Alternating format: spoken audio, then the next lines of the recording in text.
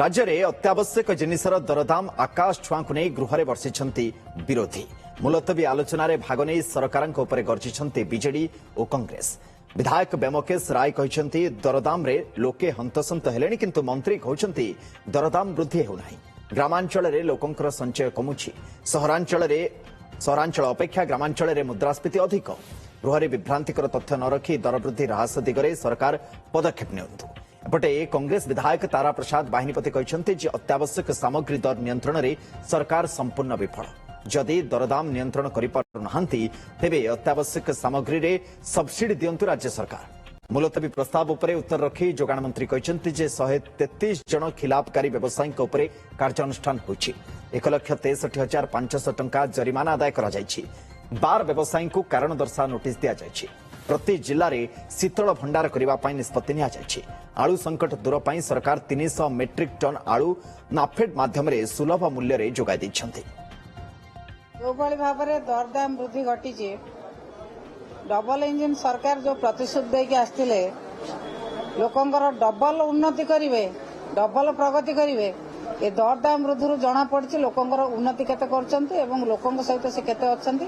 बेपरुआ भाव में वक्तव्य दौरान बेपरुआ भाव में सरकार चलाउछन्ति। सरकार निघा ना साधारण लोकों समस्या को समाधान करने सरकार स्पष्ट करंतु जे केते दिन भितर आलूर दर नियंत्रण करेंगे, तेलर दर नियंत्रण करेंगे, चीनीर दर नियंत्रण करेंगे एक सरकार स्पष्ट करंतु। मु तो दाबी करिछि आज राज्य सरकार जेते अच्छे आम बाइंस पैसा विभिन्न स्तर जो पैसा आसुची से पैसा लोकों को सब्सिडी दिया जाऊ। आलू रेट कमा जाऊ, प्याज रेट कमा जाऊ, खाइबा तेल रेट कमा जाऊ। गरीब खटिकिया चाषी मिलिया मन को ठीक मूल्य रे तेल डाली आलू पियाज सब दिया जाऊ। ये हूँ आम दाबी नहले मान्यवर मंत्री इस्तीफा दिंतु।